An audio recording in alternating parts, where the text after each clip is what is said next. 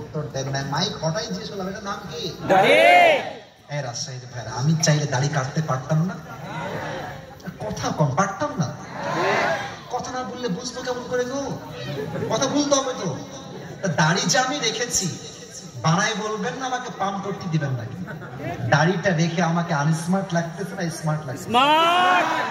অনেক মেয়ে দেখবেন দাড়ি দেখলে গায়ে চুলকানো শুরু হয়ে যায়, বলে যে দাড়িওয়ালা যুবক বিয়ে করতে চায়। মুরব্বী আব্বাজান মাথায় রাখবেন, যেই মেয়ে আমাকে দাড়ির জন্য বিয়ে করতে চায় না, সে আমার বাড়ির বউ হওয়ার যোগ্যতাই তো রাখে না। যুবক ভাই বলেন তো, আমার নবীর মুখে লম্বা লম্বা চাপ দাড়ি ছিল কি ছিল না? আমার নবীর মতো সুন্দর এই তল্লাটে দ্বিতীয় আর কেউ কি হতে পারে? চাঁদের চেয়ে সুন্দর তুমি, নবী আমার কামলিওয়ালা, দো জাহানের বাদশা তুমি, প্যারা নবী সাল্লে আলা। দো জাহানের বাদশা তুমি, প্যারা নবী সাল্লে আলা। চাঁদের চেয়ে সুন্দর তুমি, নবী আমার কামলিওয়ালা। সুবহানাল্লাহ পড়বেন না? সুবহানাল্লাহ। আচ্ছা, যদি কখনো কোনো রাজশাহীর মেয়ে, গোদাগাড়ির মেয়ে, অথবা চাপায়ের মেয়ে, নওগাঁর মেয়ে, অথবা নাটোরের মেয়ে, জাস্ট ফর অ্যান এক্সাম্পল বললাম, যদি বলে যে ভাইয়া আপনাকে তো নবীর সুন্নাহের দাড়ি রেখে পছন্দ হচ্ছে না, আমি আপনাকে বিয়ে করতে পারবো না, তো আপনি রাজশাহীর ছেলে, সবাই অভদ্র হলো, রাজশাহীর সন্তান অভদ্র হতে পারে না, পারে না, পারে না। আপনি বলবেন যে আপু একটু মাইন্ড না করলে 1 মিনিট কথা বলবো, একটু সাইডে আসেন। আপু যখন সাইডে আসবে বলবা যে আপু আপনার মতো মেয়ের জন্য don't mind, don't take it otherwise, খারাপ ভাববেন না আমার কথায়, যা বাস্তব তা বলছি।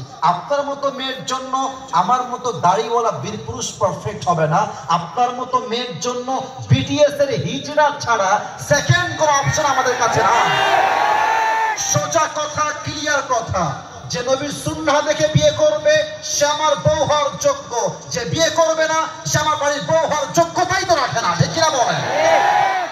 এবার তাকান তো আমার দিকে, আমার 2 কাঁধ দেখবেন, এটা আমার ডান কাঁধ, এটা আমার কোন কাঁধ? আওয়াজটা কমে গেল কেন? এটা আমার ডান কাঁধ, এটা আমার ডান কাঁধ।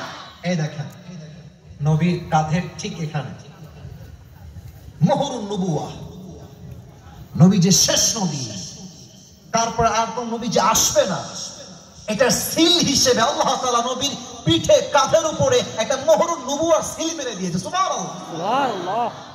একটা হাদিসের ঘটনা মনে পড়ে গেল।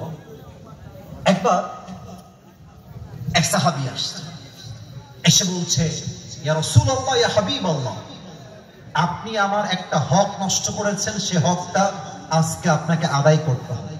হ্যাঁ, আমি তোমার হক নষ্ট করেছি, হাউ কাম ইট পসিবল? এই দেখেন ওমর ফারুক ডানে দাঁড়িয়ে আছে, কিভাবে সম্ভব? এই বেটা কি বললি তুই? নবী তোর হক নষ্ট করেছে, how come it possible? No. বলছে ইয়েস, নবী আমার হক নষ্ট করেছে। বলছে কি হক বলো তুমি? ডাক দিয়ে বলছে, আল্লাহর হাবিব,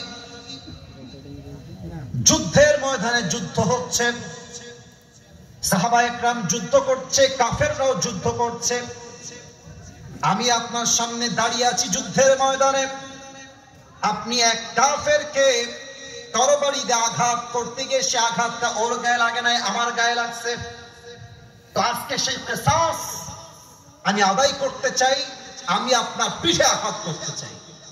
এই কথা শুনে ওমর ফারুক গায়ের রক্তটা এমনি গরম, যে বেটা তোরে আজকে ধরছে, তোর খবর আছে, মারতে গেছে। আল্লাহর হাবিব বলছেন স্টপ, থামো, সময় নাও, একটু অপেক্ষা করো। ও আচ্ছা, তুমি আমাকে মারবা তাই তো? আচ্ছা ঠিক আছে, আমি দাঁড়ায় আছি, তুমি আমাকে আঘাত করো। এবার সে নবীজির পিছনে আসছে। হাদিস কি বোঝা যায় নাকি যায় না? বলেন, বোঝা যায় নাকি যায় না? সামনে আসছে না পেছনে আসছে?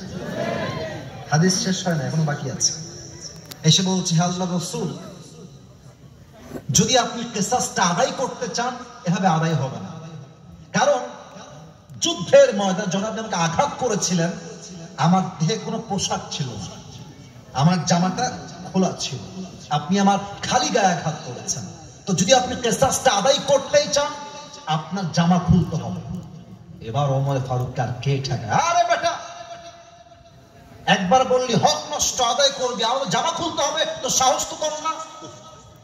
আল্লাহ রাসূল আরে ওমর থামো, স্টপ, অপেক্ষা করো, দেখো না সে কি করে। জামা খুলেছেন আল্লাহ রাসূল, জামা এখনো খুলে পারেন নাই, জামাটা জাস্ট